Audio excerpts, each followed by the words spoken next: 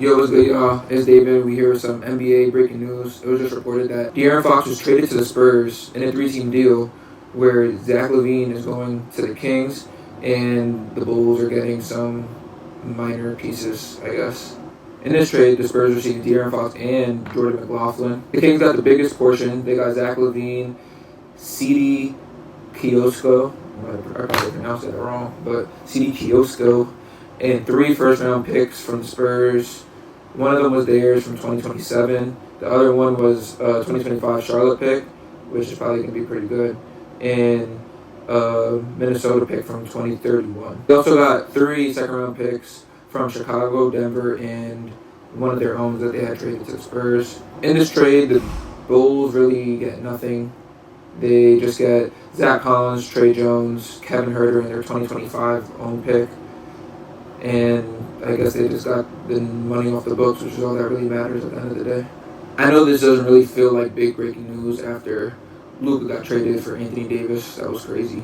But this is a big move, and it's going to shake up the league a little bit because now Victor Wembanyama has De'Aaron Fox beside him, and they're going to do good work together.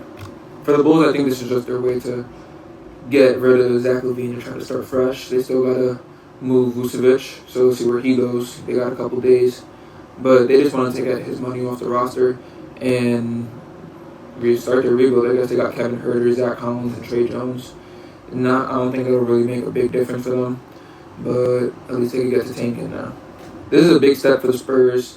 They got De'Aaron Fox, who they wanted, and De'Aaron Fox requested to go to the Spurs, so you know he wants to be there. He's on the last year of his deal, so I'm sure that they'll give him some type of extension or sign him in the offseason. He's averaging 25 points per game and 6 assists, and the Spurs got to trade for De'Aaron Fox without giving up Devin Vassell or Stephon Castle, which is like their young players that you would think they would have to give up to get a star like De'Aaron Fox, but their GM did a good job with that and only giving up picks. And it was only one of the picks that was actually there, so that was a good job by them. And for Zach LaVine, he's having a pretty good season this year. He's averaging 24 points, almost 5 rebounds, and 4.5 assists per game. And he's shooting great percentages from the field and from 3. He's shooting 51% from the field and 44% from 3, which is his career high. So his market went up, I guess. Well, not by much because the Bulls didn't really get much for him. But the Bulls had no leverage at all in the situation because everybody knew they were trying to get rid of him. And nobody wants to take that contract. Zach LaVine's 29 years old, and they owe him $46 million. And he has an option next year for $49 million.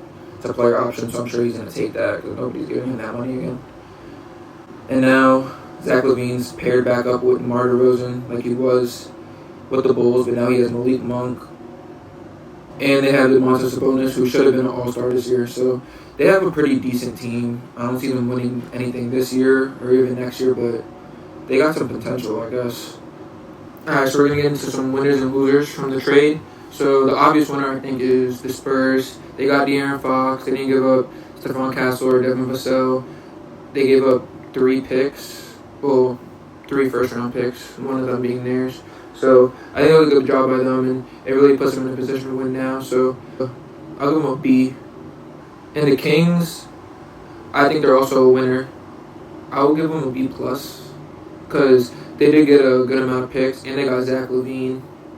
Giving up De'Aaron Fox, who made it clear he didn't want to stay anyway, so get him out while you can and get what you can for him, which I think was a great decision by them. They do need to figure some stuff out over there, like what they're going to do, because I don't see that working at all, Zach LaVine and DeMar DeRozan. Like, I don't see them winning anything. If they're going to be serious about winning the championship, they need to make some big moves. But I like that for them. And for the Bulls, I'll give them a D, I guess. Like, they didn't really get nothing. All they really accomplished was getting Zach LaVine out of there, which I guess is a win in some like regards, but that's not a big... I don't even know what to say, but that was nothing crazy. But it got the job done, I guess. With the trade deadline coming up in 4 days, there's a couple people that are still being looking to be moved, but we'll just have to wait on that. Wait on Jimmy Butler and Cameron Johnson. We'll see where they go. I see Jimmy Butler going to the Suns, but we'll see if they get that done before the deadline. This is huge for the Spurs because they get a real win now opportunity now that they have an all-star at guard. I'm curious how it's going to look having Chris Paul next to De'Aaron Fox in that lineup, but I'm sure they'll make it work, and De'Aaron Fox will learn a lot from Chris Paul, and the Spurs are going to be good for a little while because now everybody's going to want to come team up with Wemby. Could be a big three with free agency coming. You don't know who's going to be there. They got a lot of cap space since Wemby's still on a rookie deal, so they could really win right now before they have to sign Wemby to a major max contract and also have De'Aaron Fox on a contract as well. But alright, that's the news for this trade and the news for today in the NBA. There should be some more moves coming up in the next coming days, so I'll keep y'all posted. Like, subscribe, and stay blessed. Deuces.